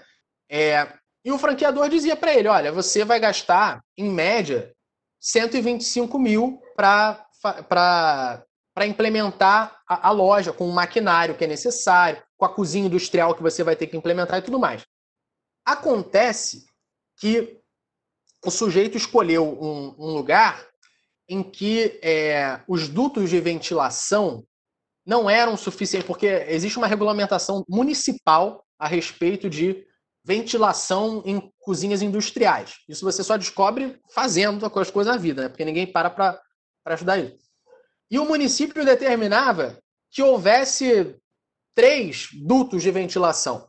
Tá? Só que o imóvel em que ele estava instalando a loja já tinha instalado tudo. Já tinha colocado a cozinha, já tinha feito fogão, já tinha pintado a fachada, já tinha colocado a placa, já tinha anunciado a inauguração. Só que o imóvel tinha uma só. E aí foi a fiscalização do município e disse, olha, você vai ter que abrir mais 2 se você quiser funcionar aqui. Então, e aí isso foi parar no judiciário porque o franqueado dizia, olha, eu não tinha que saber isso. Quem tinha que me dizer isso era o franqueador. E ao mesmo tempo o franqueador dizia, olha, eu fiz a previsão do investimento na unidade pensando em um imóvel adequado. Eu não estava pensando num imóvel fora dos padrões determinados pelo município, entendeu? E aí o franqueado teve que fazer uma obra gigantesca, né, porque tinha uma questão do segundo andar, que era de não sei o quê, que ele não podia passar o cano. Aí, sabe como é que é obra, né? Abriu alguma coisa, já era, descobre um bando de problema. E aí praticamente dobrou o investimento do franqueado. E ele vai no judiciário querendo extinguir o contrato, dizendo, olha, eu não sabia que ia ser assim. Então você entende que essas estimativas, elas ficam muito, muito à mercê dos ventos da vida real. A realidade é muito criativa. Acontece de tudo, acontece de tudo. Então, é claro que se esse fato for, que a gente chama no direito, imputável, né? Ou seja, se ele puder ser atribuído ao franqueador, aí beleza, aí o franqueador tem que pagar perdas e danos e tudo mais. Então, como eu dei o exemplo lá do sujeito que tinha o gerenciamento do call center, né? Mas isso também vale para uma franquia dentro de um shopping center, era um quiosque, era uma franquia de... Isso foi um caso que eu estudei, nunca trabalhei com isso está publicado, está no site do tribunal. É uma franquia de esmaltes. Eu nem sabia que existia isso, mas era um lugar que você fazia a própria cor do seu esmalte, uma coisa diferente, assim. Só que o franqueador não ele tinha que fazer uma manutenção do maquinário mensal, né? E ele não entregava o maquinário. Não entregava. Atrasava uma semana, atrasava 2, e nessa semana de atraso, a produtividade da unidade caía, porque não tinha tanta máquina quanto devia ter. E aí o franqueado falou, olha, meu amigo, não está dando, você não está entregando as coisas que tem que entregar. Então, mas esse fator, ele é atribuível ao franqueador, né? Então, por esses fatores, ele responde. O franqueador, ele tem as obrigações dele também. Por isso que eu estou dizendo, a gente não pode falar da franquia como se fosse fiz aqui um modelo, estou vendendo aqui, e vende franquia para o Brasil inteiro. E aí não tem assistência técnica, não tem fiscalização. Porque, veja, quando o franqueador inaugura uma rede de franquia, ele passa a ter 2 negócios. O primeiro deles é a unidade dele, que é a franquia dele, né? Ali a loja dele, a matriz. E ele também tem um negócio que é a administração da rede. Ele precisa ter ciência disso. Se ele não tiver fôlego para franquear, não franqueie, porque pode dar muito problema, entendeu? E os problemas vêm justamente daí, Tamires. O cara que faz estimativas, né, ilusórias, né, ilusórias e prometendo uma recompensa em determinado tempo. Uma discussão que existe muito, e eu tô me estendendo na resposta porque isso é o que mais tem, né, sendo discutido. Uma discussão que existe muito é sobre a promessa que o franqueador fez. Então ele diz assim, você vai ganhar tudo de volta em 6 meses. E aí, qualquer pessoa com um mínimo de entendimento técnico, qualquer pessoa bem formada em administração, qualquer pessoa bateria o olho naquilo ali e diria que isso é impossível. Nem num cenário otimista você conseguiria fazer um negócio desse. Então, o franqueado vai ao judiciário, começa a discutir isso. Só que o que o judiciário tem entendido?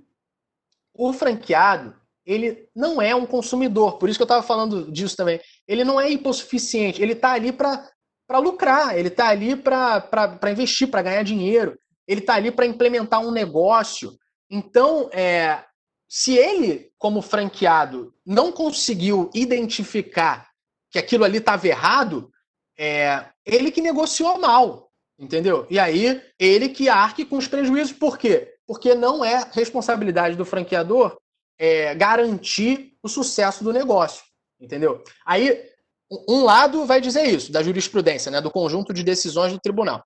Outro lado vai dizer, peraí, o franqueador, ele tem um conhecimento técnico maior, portanto, ele não pode, entre aspas, ludibriar. Não que ele tenha ludibriado, mas ele não pode dar as informações de forma imprecisa dessa forma, de forma a induzir o franqueado a algo que é irreal, entendeu? E aí essas discussões vão se travar. No Rio de Janeiro, tem se privilegiado o direito do franqueado, tá? Em São Paulo, essa visão do franqueado como um empresário que tem consciência do que está fazendo, etc., é muito mais forte, entendeu? Não existe um posicionamento consolidado a respeito disso, por isso que a discussão é grande. Isso ainda não foi decidido pelo Superior Tribunal de Justiça nem nada. Mas o que eu posso te dizer é isso. O entendimento inicial é que o franqueador não tem que garantir, né? Porque você imagina também, se qualquer franquia que quebrasse tivesse alguma responsabilidade do franqueador, imagina, né? Quantos processos o cara não ia ter. Então, a regra inicial é essa. O franqueador não responde pelo insucesso do franqueado, salvo se o franqueado demonstrar que foi por falha de prestação do serviço do franqueador, entendeu? Tá boa a resposta? Foi esclareci?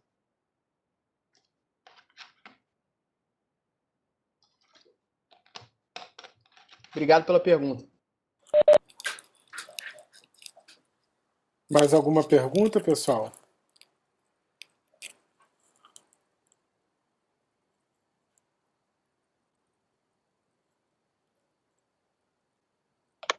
Só tem uma pergunta aqui, que eu não sei se ficou respondida totalmente, não sei se a Camila está satisfeita com a resposta, né? Que ela veio perguntar lá na questão lá de se houve algumas mudanças de cláusula ou quebra de contrato nesse momento de pandemia. Aí eu não sei se de alguma forma você cobriu algumas coisas. Eu não sei se a Camila está satisfeita ou quer perguntar mais alguma coisa. Porque a pergunta dela ficou lá atrás. Quer perguntar mais alguma coisa, Camila? Então, quer saber se houve alteração nessas cláusulas contratuais ou algo do tipo no momento em pandemia. É isso, Camila? Isso mesmo. Então, Ok. essas cláusulas, Camila, elas são negociadas em cada contrato, né? Então, já vi casos de renegociação sendo encaminhadas, por enquanto nada que passou por mim já foi implementado como aditivo contratual, mas são processos de alteração de cláusula, né?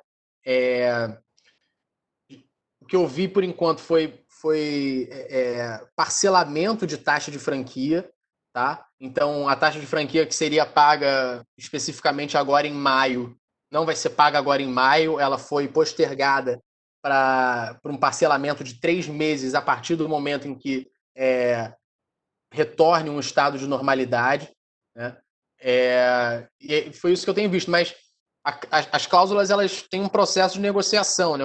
É como se fosse um contrato qualquer, um contrato de locação, por exemplo. Você manda um e-mail para o seu locador, para o locatário, ficam discutindo isso. E isso é o que eu estou vendo por enquanto.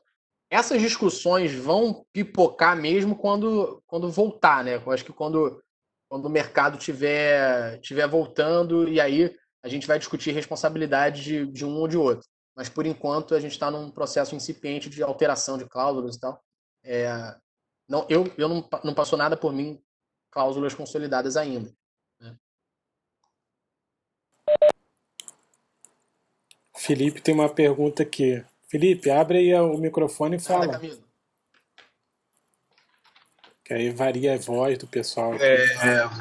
Boa noite, pessoal. A minha dúvida é se, por exemplo, eu já trabalhei numa loja que era uma franquia no shopping, e o dono dessa franquia, ele vendia um tênis que não possuía nas demais franquias. Eu queria saber se, e eu lembro que ele quebrou, cara. Isso foi uma coisa que me chocou muito quando eu era mais novo, porque ele quebrou. Então eu queria saber se isso é uma coisa tão punk assim mesmo, que bota o produto e já vai embora de vez, vamos botar assim. Então, depende do contrato. Mas geralmente não é isso que se determina, né? Geralmente os contratos estabelecem uma multa. Então, se o sujeito coloca um produto que não está à venda, no seu caso foi um tênis, né? Às vezes fazem receitas diferentes do que está previsto no cardápio. Geralmente se estabelece uma multa. Essa multa toma como base a taxa de franquia, né? E aí existem muitas discussões sobre a justiça, né? Dessa multa e do valor dela. Às vezes é uma multa muito grande para um descumprimento pequeno, né? E aí a gente consegue reduzir isso no judiciário. Às vezes você estabelece o que a gente chama de cláusula resolutiva, né? Então, se o sujeito vende um tênis, isso é muito grave, etc., e aí o franqueador interrompe o contrato e ainda vai cobrar uma multa depois, vai cobrar tudo, perdas e danos e tudo mais. Depende de cada contrato, mas o que eu tenho visto é multa. Multa é bastante comum. Rompimento do contrato certo. Por isso... Não. Mas tem coisa muito doida. Franquia é coisa muito doida. Esse mercado é muito interessante porque tem para todos os gostos, né? Tem franquia de comida, tem franquia de de beleza, estética, franquia de perfume, franquia de ensino de idioma, né, tem de tudo. Então, você vê umas loucuras assim, Na real, eu nem sei se o cara fechou justamente por isso, porque eu era muito novo quando eu trabalhava na loja. Então eu não tinha noção, mas eu lembro que foi uma porrada muito grande pro caixa dele, aham, entendeu? é. Mas obrigado, valeu, irmão. Valeu, cara, valeu. Eu acho que às vezes a própria empresa pode não ter caixa suficiente para pagar uma multa. A Sim, gente sim. muitas Mas vezes pode acha ser assim, também. o cara é empreendedor, tem grana. Não, às vezes o cara tá vendendo almoço para pagar janta. Vou comprar janta. É Né? isso Então, mesmo, é isso mesmo. assim, cara, pode ser que o cara tivesse, sei lá, R$ 50 na carteira ali naquele momento, no caixa da loja, e aí a multa era Sim. 600. Pronto, quebrou o cara por R$ 600, É. entendeu? Não necessariamente foi um valor Não, com exorbitante, certeza. né? Às vezes é muito E, e, difícil a, ter lucro e, assim rápido, e, né? e, e também o desgaste da relação, né, Bernardo? Sim. Porque o franqueado faz isso, aí o franqueador não gosta, e aí aplica a multa. Aí o franqueado já fica meio puto. E aí depois ele faz qualquer coisinha, o franqueador vai lá e começa a implicar. Aí ele começa a dizer, olha, franqueador, você tá abusando, você não tem esse direito. Aí o franqueador fala, não, cara, ou é isso, ou então você sai. Aí o cara acha melhor sair logo do que Ou então às vezes esse o cara estresse, né, da já relação. já cometeu um erro uma vez, depois foi lá, continuou e continuou, aí É. realmente não tem como segurar, né? Assim, acho que Não, tem até. caso, Diga. tem caso de roupa, o Felipe falou de tênis, mas assim, tem caso de roupa que o sujeito vendia da marca concorrente. Isso em cidade do interior, né? O cara abriu uma franquia de uma marca, né? E tava, eu até esqueci qual foi a loja. E tava vendendo de uma concorrente dentro da loja, porque conseguiu fazer um acordo por um preço bom, tava recebendo, assim. E aí o franqueador não gostou, né? Claro. Eram marcas nitidamente concorrentes, né? Que concorriam pelo mesmo público e tal, tinham faixas de preço parecidas. E aí o franqueador não gostou muito. E aí teve processo, né? E o franqueado perdeu. Não tem jeito. Carol, quer perguntar aqui? Abre o microfone aí e fala.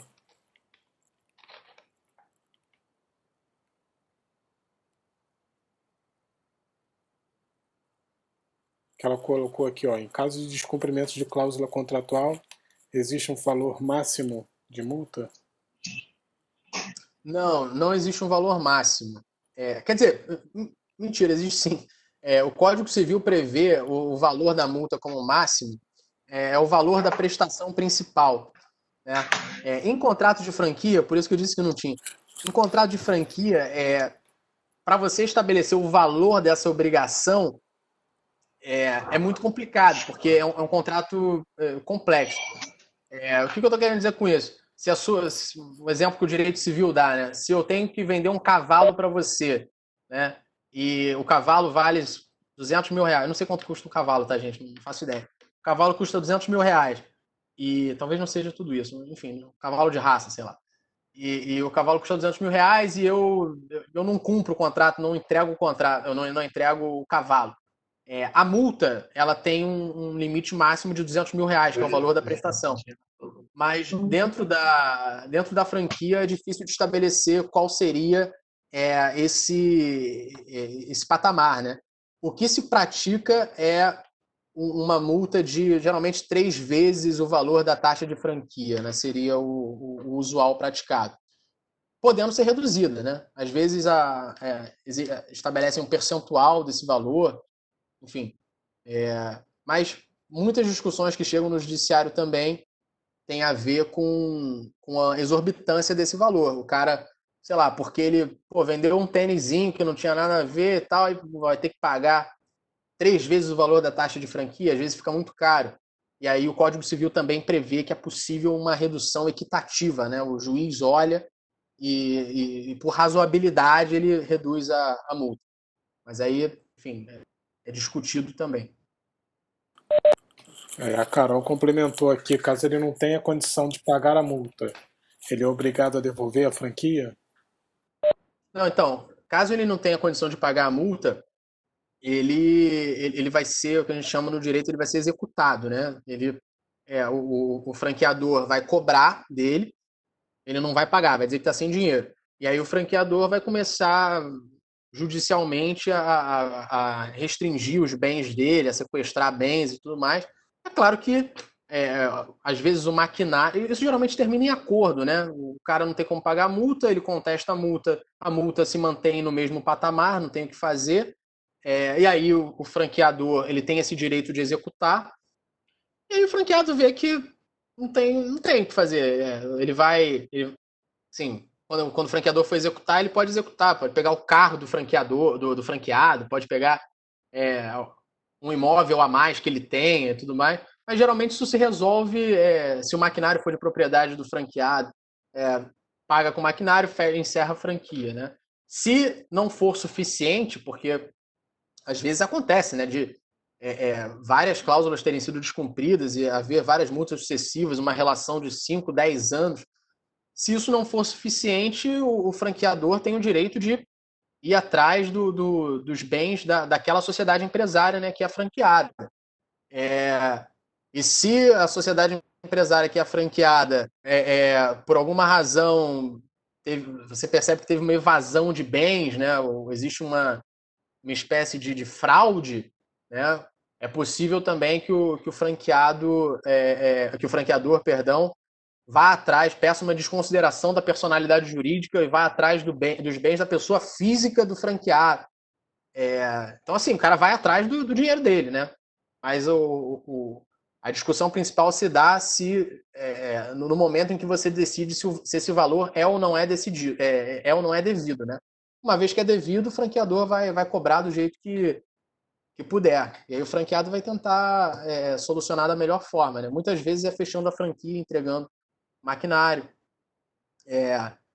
ou vendendo os produtos que ele já tinha comprado para tentar acabar com a dívida. Enfim, geralmente termina em negociação. Mas o direito prevê essa possibilidade, né? De você continuar indo atrás dos bens de quem te deve. Se o sujeito morrer, você vai atrás dos bens dos herdeiros. É no limite da herança, sempre, né? Mas, entendeu? Você vai atrás dos bens, indo atrás. De nada.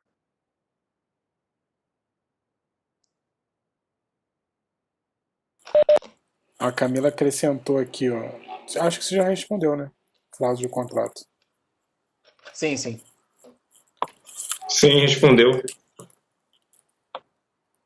Beleza. E aí, pessoal, alguém tem mais alguma pergunta?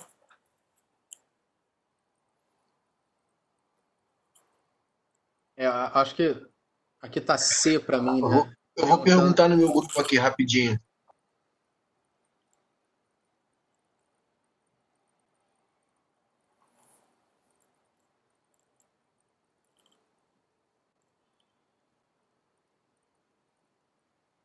Alguém aqui perguntou: há muitas fraudes nos contratos de franquia? Se sim, tem algum método de identificar? Olha, eu não tenho um percentual exato para te dizer, não, se tem muita ou pouca fraude. Dá muito problema, tem muita ação judicial.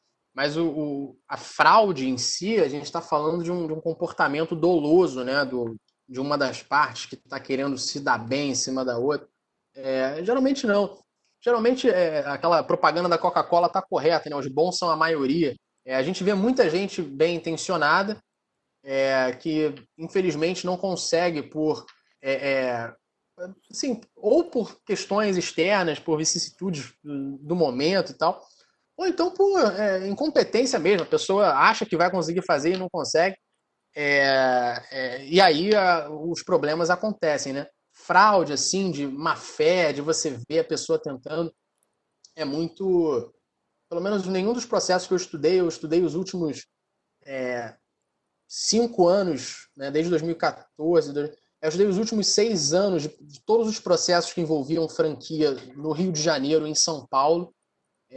Esse eu estudei completamente, outros estados eu estudei, não os 6 anos, mas alguns anos anteriores.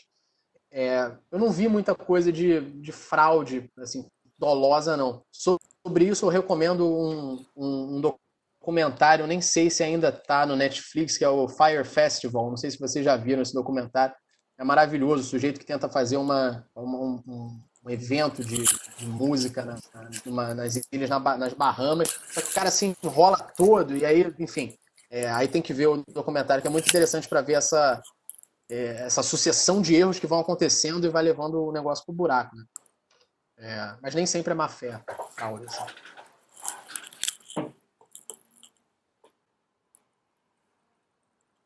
Mais alguém, gente? Rafa? Que Rafa deu uma saída. Eu tô bem ok. Acho que a gente pode encerrar, né? Se não tem mais nenhuma pergunta. O Vinícius deve estar já desesperado lá. Os caras Pode mandar, fala rapidão, aí, né, não tem nem tempo para descansar a língua aí.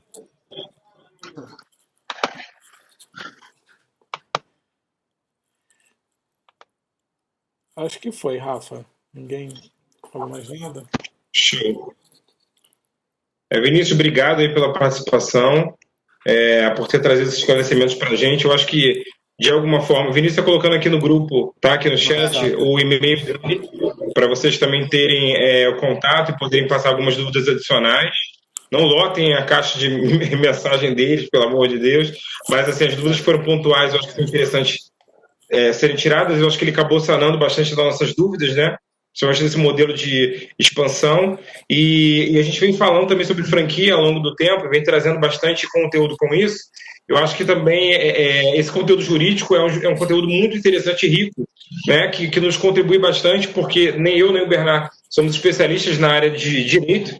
E eu acho que trazer pessoas de fora para poder falar sobre isso, sobre um mercado tão específico quanto de franquia, eu acho que é muito necessário, até porque a gente vai trabalhar agora com uma expansão de empresa, né? Então a gente vai ter que se atentar para algumas questões que a gente talvez não tenha se atentado antes de saber sobre o que foi passado hoje aqui na parte de cláusulas contratuais. Então, Vinícius, obrigado aí por elucidar a gente. Eu acho que a gente pode contar com você aí, de repente, para tirar algumas dúvidas sazonais, ou caso apareçam também mais à frente nos trabalhos. De repente, a gente pode convidar também para voltar, né, no final, para poder nos ajudar também a olhar um pouco esses trabalhos desses meninos que estão fazendo aí. Trabalhos incríveis estão sendo feitos já.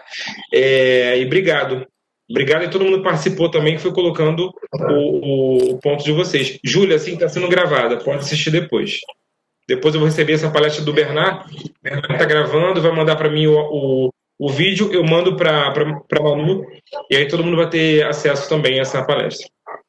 Deixa eu agradecer também, Vinícius. Obrigadão aí pela participação, por ter aceito o convite. Até o convite duplo, né? Não foi nem só aqui, mas semana que vem você está com a gente de novo para bater mais um papo lá. Aí vai ser aberto a todos os cursos, vai ser aberto para o público externo da Celso e assim, a expectativa é de ter aí entre 150 e 200 participantes por palestra. Que aí vai ser a faculdade inteira, todos os cursos da graduação das áreas de gestão e convidados. Até você pode convidar. Eu estou para receber esse informativo essa semana. A gente deve já começar a divulgação desse evento da semana que vem. Ainda nessa semana, né? A expectativa é que amanhã a gente já envie a todos aí as informações. E aí eu já aproveito e peço para todos os alunos que estiverem aqui ainda, que puderem divulgar o evento. Assim, vão ter várias palestras legais, com vários convidados legais. Um deles vai ser o Vinícius e a gente aproveita muito mais, né? Então, Vinícius, brigadão pela participação aí. É fundamental a gente trazer, como o Rafa falou, essa parte jurídica que a gente não tem base, mas que faz todo sentido para a gente agora no 7º período que está estudando franquia e outros modelos, né? Então, brigadão pela participação. Próximo semestre estamos juntos, com certeza, né, Rafa? Bernard, Com certeza. Te agradeço muito o convite, Rafa também. Como eu disse, é um prazer estar aqui conversando com vocês, e é sempre bom ver a perspectiva de fora do direito, né, de pessoas que trabalham com administração, com desenvolvimento do negócio propriamente dito. A gente sempre aprendo muito quando eu converso com pessoas que são fora desse mundo jurídico, porque vocês trazem outra visão, né? Uma visão mais arejada, mais dinâmica dos negócios, das relações e não tão preocupada, né? O advogado é geralmente pessimista, né? Está sempre pensando nos problemas que podem acontecer e vocês querendo resultado, né? Então, é sempre bom fazer esse diálogo e foi um prazer, adorei as perguntas, pessoal. Então, podem mandar por e-mail, estou disponível, pode me adicionar no LinkedIn também, Vinícius Guimarães. Foi um prazer enorme. Espero que a gente possa se ver futuramente, até depois dessa pandemia, que a gente possa fazer um evento presencial, né? Que a gente possa trocar mais ideia. Com certeza. Já está na hora de passar, né? Chega de pandemia. Pessoal, só mais um recado para todo mundo que está conectado aí.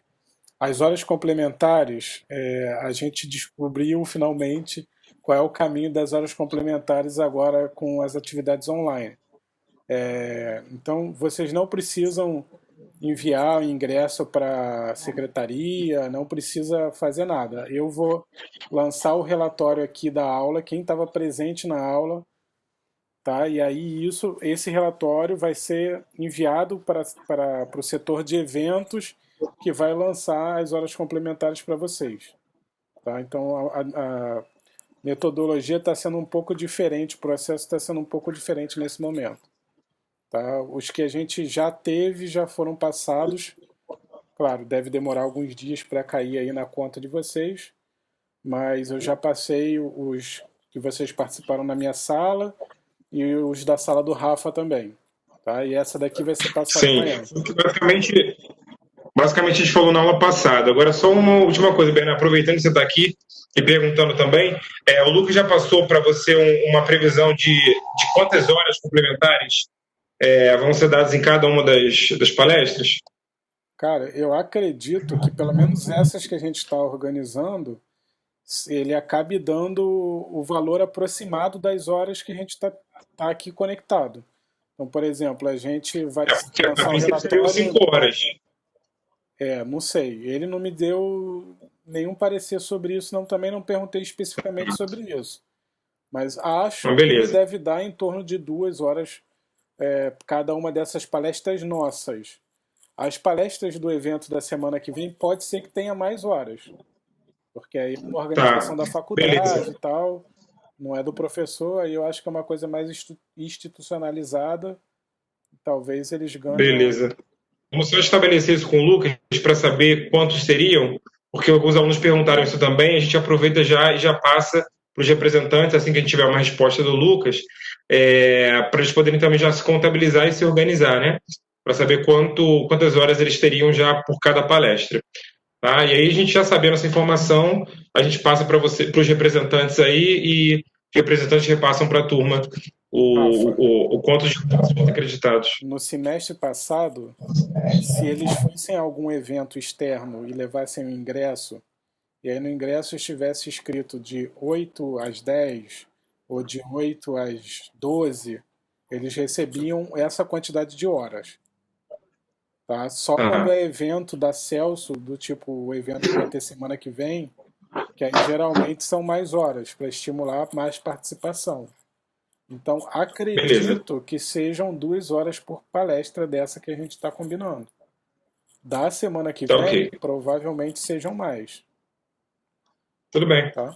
Só para... O Lucas vai responder hoje, amanhã, daqui a 2 semanas, daqui a 1 mês, então... É melhor a gente ter esse direcionamento, é melhor a gente pensar para baixo e conseguir mais horas do que ficar esperando 15 horas e o cara no final das contas lança 2. Tá bom, então. Então tá, gente. Boa noite aí para todo mundo. Obrigado aí, Vinícius. Um abraço, Bernardo. Obrigado, Rafa. Beijo para a turma aí. Obrigado às turmas que participaram. Boa noite. Alô? Obrigado, gente. A minha turma até semana que vem, até terça.